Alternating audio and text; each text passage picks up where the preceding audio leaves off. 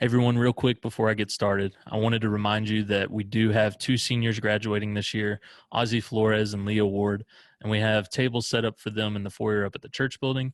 We'd love for you to think of ways that you can bless them in this crazy time as they graduate high school. A lot of this doesn't look the same as it normally would, and we would love to encourage them, especially on Sunday, May 17th, as we get back together. Be sure to bring your gifts or any cards or anything like that you want. You can bring them even during the next couple weeks as we get closer to that date. Or, of course, you can bring them on Sunday, bless them that way. So we'd love for you to encourage them in that way, but be thinking of our seniors and continue, as you already are, praying for them and praying for all of the graduates this year during this weird time. Everybody, this was not the way that I intended to talk to you today, but it's a little embarrassing. I ended up recording a video out at the caboose today with all the traffic driving by and watching me. It was a little awkward for me, at least. And unfortunately, whenever I came back to edit it, I realized that my audio quality was atrocious and it was really loud and there's a lot of noise in the background and stuff. And I realize now what my mistake was, but you would think after multiple weeks of doing these videos, I could probably figure it out by now. But hey, such is life. How embarrassing. How embarrassing. So I really wanted to talk to you about the caboose today and what it was used for and kind of what's happened to it, because I think it kind of has a really cool story that might help us to see ourselves as Christians a little bit more clearly. The caboose, as many of you know, was always the last cart on the entire length of the train. It was bringing up the rear. And they had many purposes. One of those was it would be a mobile office. It would often be used to have people on it that could switch over the track as they went by. And it even had the purpose of communicating up to the main engine, the engineer at the front, using things like lanterns and stuff, which that would be really cool to see. But unfortunately, as time went on, as we progressed, technology caught up, and many of those things now are just simply no longer needed. Trains can be switched by automated systems. You can have the engineer has all of his information there electronically most of the time, or at least there in the engine with them. And there's really no need to communicate to the back of the train anymore because they kind of have a better handle of all that. And so if you do a quick Google search, you'll realize that for many years now, most train companies don't even have a caboose in their fleet.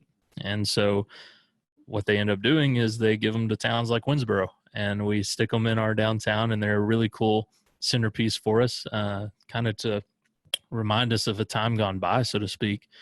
And we allow our kids to play on them, and we go and we take, senior pictures with them and stuff, and it's really cool. But unfortunately, the time of the caboose has pretty much ended, and it doesn't look like we're getting back to it. And it got me thinking. It made me think about it's particularly us as the Winnsboro Church of Christ, and these awesome shirts that I love to wear that talk about how Jesus said that he came not to serve but to be served. And in that context, he said, if you want to be first, you've got to be last.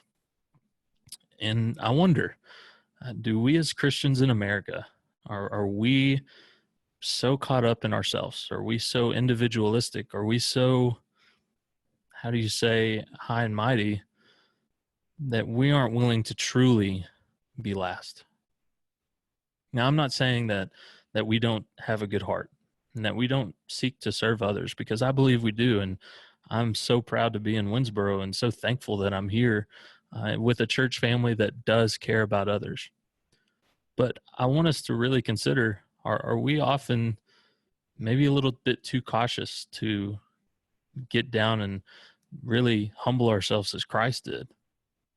Are we, like the caboose, kind of gone away in the sense of that form of servanthood, where we truly are the last? I think for me personally, if I'm being honest, a lot of my servanthood would be really me being first, but having this kind of outward appearance of being a servant. It's the idea of, I'll help you, but it'll also make me look good. You know, we went on our mission trip last year with the youth and went down to Impact Houston. And one of the things that the ministers there talked to us about while we were there, I really appreciated it. He got up on a chair and he said, serving others is not some act of you reaching down to others and saying, here, let me help you because I don't need any help. No, he got off the chair and he knelt down and he was standing in front of his kid of all things. And he said, no, serving others is lowering yourself below them and helping them, even if you need to be helped yourself. And I think that's a beautiful picture. The idea that we as the church are constantly serving each other. We're constantly humbling ourselves with one another, honoring each other over ourselves, but also doing that for everybody around us. So ultimately, the world can see that we're just a bunch of cabooses, if you will. And I think there's definitely still a need for that sort of servanthood. Anyway, just an interesting thought I had. I hope it encourages you and maybe even challenges you to think of even new ways that we can continue to serve one another. I've been very encouraged by some of the ways that our own members have started to reach out to people, doing things by going and visiting people as best they can, or even making phone calls, sending letters, or even helping out wherever they can physically or financially. So thank you so much for tuning in. I'd love to hear from you guys in the comments below. What's one way that you're being encouraged through all this? What's something that you've seen maybe yourself or others even doing where they have humbled themselves and truly taken the form of being the last, and thus in the kingdom of heaven, they become first? Have a blessed week. We'd hope for you to join us this Wednesday for a Shepherd's Bible study, as well as the 6th through 12th grade can be on a Zoom meeting with the tribe, and we'd love for them to be there too. So I hope you all have an awesome week, and we look forward to seeing you again soon.